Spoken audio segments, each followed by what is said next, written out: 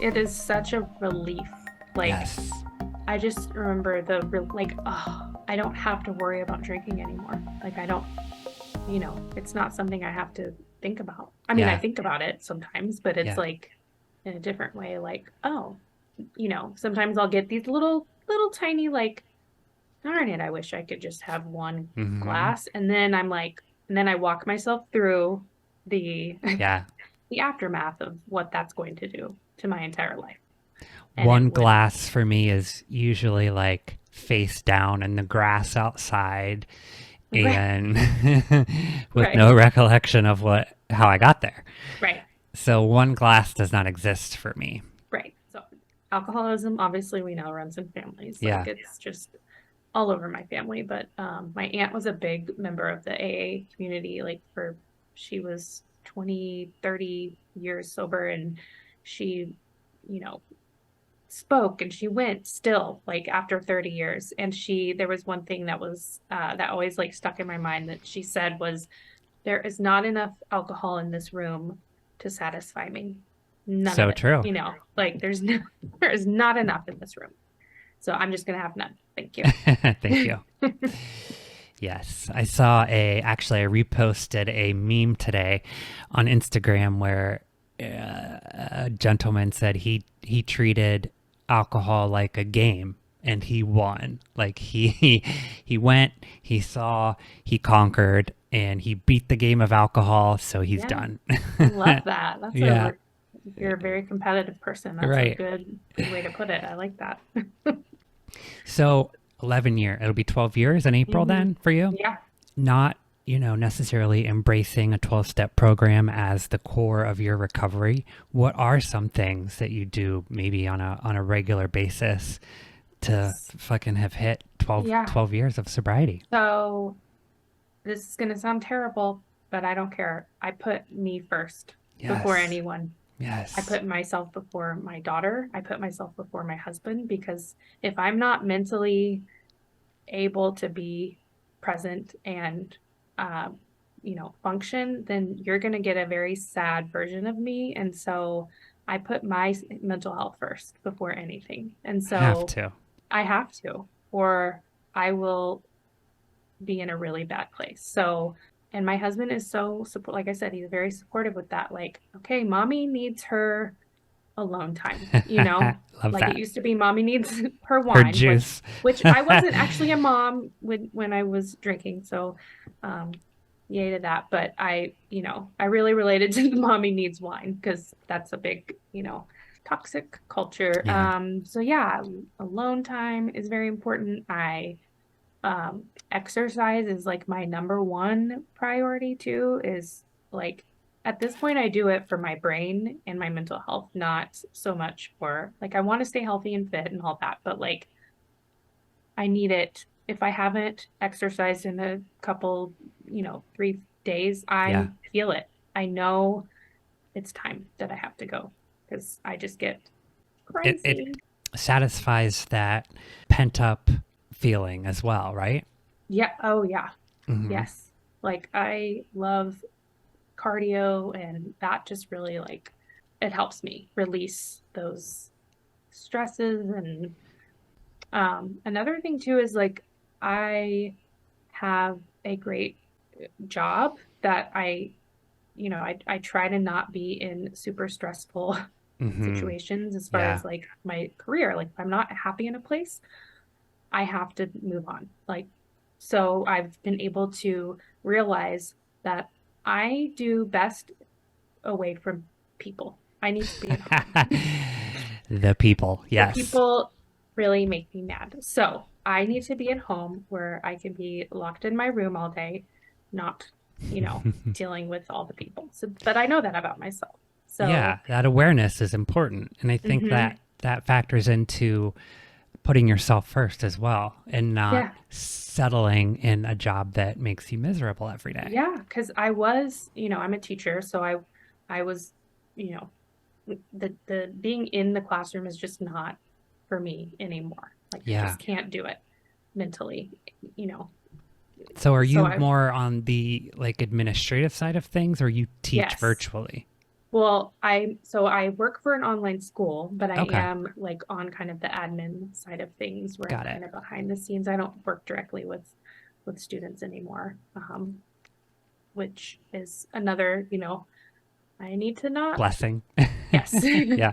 I like that side of things better. Like I just kind of moved past thriving in working directly with students. But I did spend some time in the classroom. I spent 2 years working in like a self-contained affective needs classroom where I was working with elementary school students who had serious behavioral issues. And I thought, oh, I have anxiety. I can help them. But that didn't really go well Mm, together. You know what I mean? Like yeah.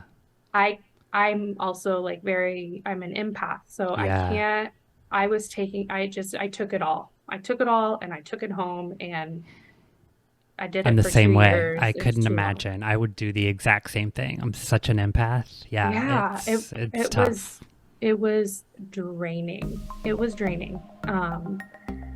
And but I stayed sober the whole time, you Love know, that. which is just, I mean, the fact that anyone can stay sober during stressful times, like I think is amazing for anyone. Yeah, yeah. So you mentioned not being a parent while you were still drinking, and I recorded an episode yesterday about sort of that mommy wine culture. And can you imagine being still sort of that slave to the bottle and having to parent and I can't even yeah. imagine. I can't imagine being hungover Mm. and having to parent because I have one child for that reason too. Like I have one child, that's all I can mentally handle. Yeah. Like it honestly, like, and I know that about myself. I would love to have more children, but I just know I can't like mentally deal with that. So I can't even imagine I know drinking. it's tough. We had a great conversation about just how it is this vicious cycle and it just sort of perpetuates itself because you find yourself in this spot of using alcohol just to barely get through the day, Yeah, and then the guilt sets in at night and it's like you just have to erase the guilt and try to do it all over again. And right. it's I have so much respect for moms who get sober Yeah. in the thick of things In the thick because of it too. Yeah, yeah, exactly. right. Because you already have enough guilt as a mom. Mm. I can't imagine adding like that layer to it because already you're like, you're a terrible mom. You suck at everything. Like that, Yeah, it just goes through your head as a mom. For me anyway, I know a lot of people that happens. hear it. And Yeah, I hear it all the time. That yeah, well, you just see all these like, I mean, you go through TikTok and you see all these yeah. like, be a gentle parent, do all these like things. And I'm like, okay, are there really parents out there who don't yell at their children? I would like to know. Who are they? Who are And they? how do you do it? Because I don't understand. I don't Well, understand. yeah. Good luck to your children too if they never have been disciplined or Yeah, they'll be told no. fine. Oh, and they'll be fine. They'll be Yeah. fine. But it's that guilt. But also like you see, and no hate because I'm obsessed with the housewives, the Real Of course. Housewives. Yes. Like they perpetuate such this wine and this drinking culture. And so I am glad to see that there are more sober people Yeah. showing up. Yeah. And hopefully they're actually sober and that they're not just like doing it for, like publicity. A But sober character. Like, yeah, right. yeah. Yeah. I saw Chrissy Teigen on the Today Show the other day. Oh yeah, she's And sober, right? yeah, she had just hit 100 days and Oh, like last week when she was on the show. And I had that thought when they were interviewing her. Like, is this just to sell her book and to right. go on the Today Show and talk about it? Or, my thought is and my hope is that she's truly, doing it for Yeah. herself and her Hmm. health and her mental wellness. But yeah, to your point, I definitely did kind of Yeah. question it all the Right. best to Chrissy Teigen, but Right. I definitely thought about that. Yeah. One that I don't think it's a publicity stunt, is Selma Blair. Oh God, I love her. I love her, and I don't watch Dancing with the Stars, but I've seen like a Oh few of her dances, and I'm like, yes, amazing. I love you. I read her book. If you haven't read so it, strong. No, I just, haven't. oh my God. It's just talk about, like, she talks about how she started drinking when she was like 7 years old. Wow. And so to me, I was like, holy shit. Like, she Yes. almost died like multiple times. Yes. And it's like, how have you gotten through life with, it's a great book. If you haven't read it, I highly recommend reading it. It's Writing really it good. down. I'm going to put it in Yes. today's show notes as well. It's such a good book because she's just so open and honest about Yes. her life. Well, we were talking about things that you do in your routine for your sobriety. One Yeah. thing we haven't mentioned yet is your amazing presence on TikTok Yes. and your support of others in the sober community and your Yeah. sober dances and all of that fun stuff. So, how did the TikTok journey start? Yeah. And what are some of your favorite things about it? Well, so I started making TikToks just like everyone, kind of when the pandemic, like I think it was right when in March of 2020 when I was Oh, like, right. oh, Like, this looks fun. yeah. And so I started making TikToks and I was like, this is so fun. And then I didn't really talk about my sobriety much until just a couple years ago. Like it took a while for me to even just open up.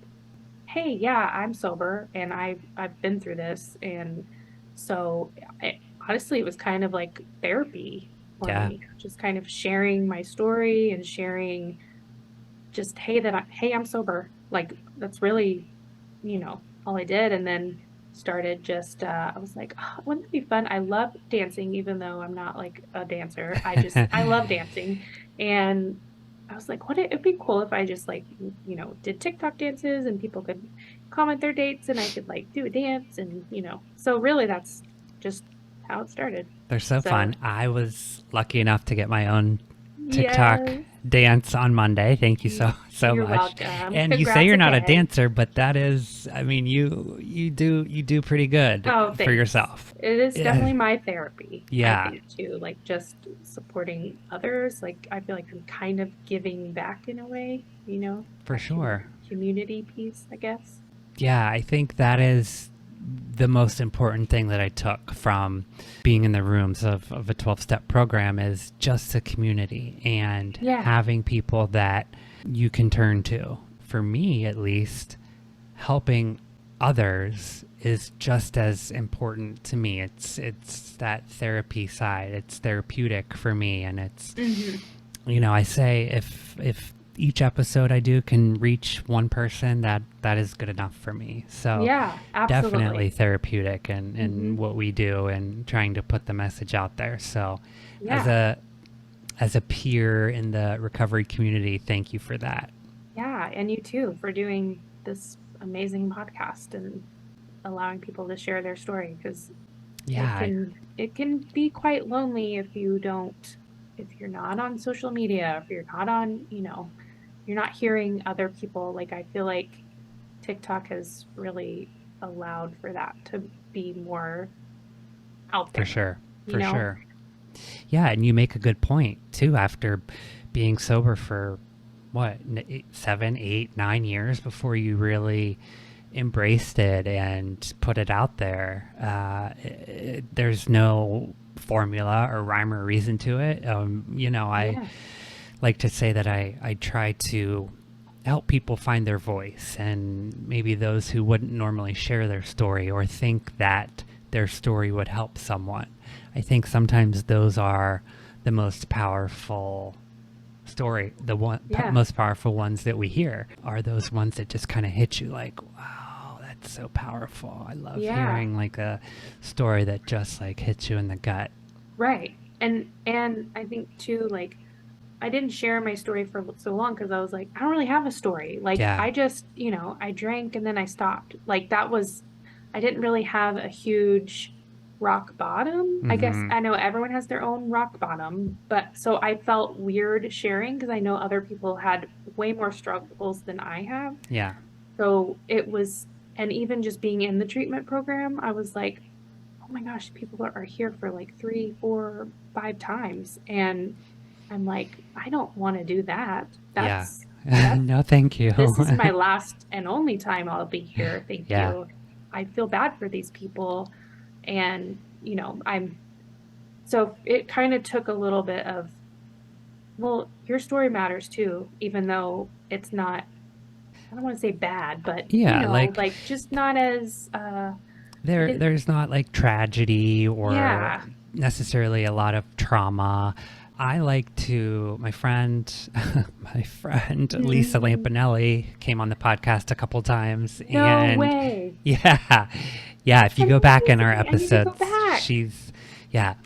I But love her. she classifies things as trauma with a capital T or trauma with a lowercase t, and it's Okay. like the lowercase ones are, what most of us experience in our childhood, maybe some bullying or a parent's divorce, or things that are a little more common than maybe SA or these big huge traumatic life Yeah. events. But that's probably, though, the majority of the stories are sort of you and I, run-of-the-mill drunks, as I like to Yeah. say, and people that can relate to us and Mm. hear their stories and what we're saying, and maybe it could spark something that changes the course of their life. We never know. Yeah. Well, and I think too, like making excuses for my drinking, like, oh, well, I don't really have trauma. I don't really have whatever. I don't have a drinking problem Yeah, because I don't wake up drinking. I don't depend on drinking. So I'm fine. So like sharing my story is just important because I could have hid it right. for a long time because people wouldn't people didn't know and wouldn't really expect it. Like, oh, you had a drinking problem? Yeah, I didn't know that, right. you know? So Sort of pulling the curtain back too on what is an alcoholic? yeah, Is there a personality profile? No, it does not discriminate. Trust me no, on that. no. Libby, what are some parting words for our listeners, or some takeaways that perhaps someone new to recovery can hear today? Honestly, as as it is, like taking it one step at a time, one day, 1 second, 1 minute at a time, like that is so important. I think in the beginning of recovery is just you didn't drink for that minute. Awesome. Yes, Let's keep going. So I know it's not very profound, but it's so true, though. it's something I still have to remember. Like if you're in a stressful situation, you got to take it one task, 1 second, 1 minute at a time so that you can get through it. Absolutely, so true. Yeah. Couldn't agree more. Libby File, thank you so much for your time Thanks for today. having me. I I wish we love could meet in person. I know. I am planning some travels in the spring, and Mm. Colorado is like high on my list of US places that I have not been to yet. So, Oh my gosh. Well, let me know. never say never. I will be on your doorstep. Thank you so much for listening today, friends. Hopefully, you heard something that resonates with you. And if we help just one person, our job is done. Make sure you check today's show notes for all the information discussed in the episode and how to connect with our guest. And as always, check us out at thesobrietydiaries.com, youtube.com/Nate Kelly, and on Instagram at the Sobriety Diaries Pod.